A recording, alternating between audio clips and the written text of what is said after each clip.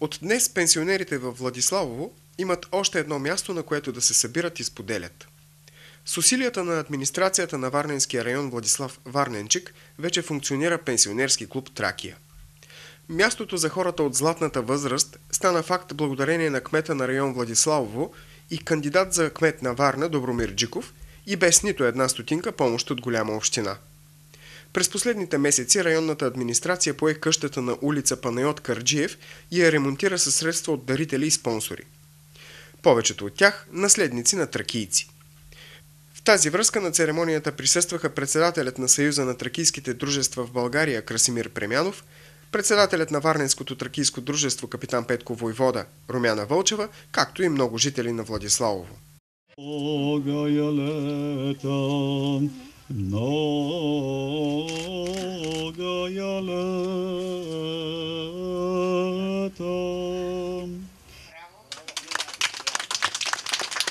Първо искам да изкажа моята голяма благодарност на всички спомоществователи, всички спонсори, които с енергия, с труд помогнаха да се случи това, което е единствено за 4 години. Защо се случи точно този клуб? Ще ви отнеме само една минута, за да ви обясня, че община Варна по никакъв начин не е участвала с публични средства за изграждането на клуба. По искане на районната администрация тази саморощаща се къща беше предоставена под управление на кмета на район Владислав Варненчик и ние решихме единия етаж от нея да отделим за пенсионерски клуб и с помощта на фирми, на приятели, на тракийци и на граждани на района да направим едно место, още едно место, където да се събират не само тракийци, а всички пенсионери от нашия район.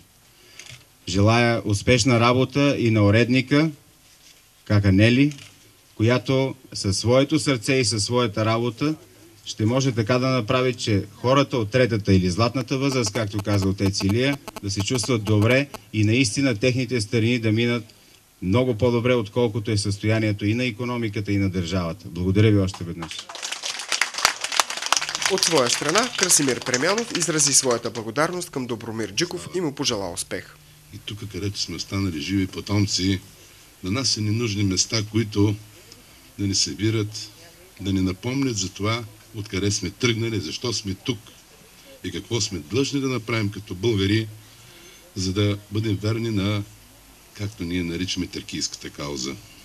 Аз искам това да кажа. Специално от София съм дошъл за това тържество, че един от хората, които е взял при сърце тракийската кауза, който тихо и незабележимо присъства и на Петрова нива, присъства и на откриването на паметника на Петко Войвода.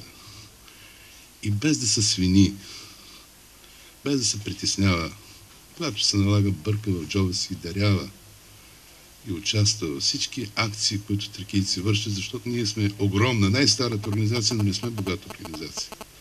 И искам да му благодаря за всичко това, което господин Добромир Джиков в досегашното си битие направи, за да дава самочувствие, да показва солидарност и да съдейства славата на героите на Тракия да се носи навсякъде по Европа и в столицата на Киевския Рус, откъдето е тръгнала великата руска държава. Аз искам да кажа, че случайно е съвпадението с предизборната кампания. Чисто организационно-техническата подготовка попречи малко по-рано, преди да започне кампанията, да открием това събитие. Новия пенсионерски клуб в район Владиславово. Но това, че съвпада, дава добър повод да кажем, че примера на такива хора като него трябва да бъде следван от всички, които получават власт от народа. И от кметове, и от министри, и от високи длъжностни лица. Аз искам да му пожелая да има тази прекрасна възможност да продължава да върви нагоре и да дава личен пример и да увлича властта на България в многото начинания, които ни предстоят. Аз очаквам, че в ново качество той ще ни съдейства и за новата инициатива да оставим един знак на българщината в Лозенград.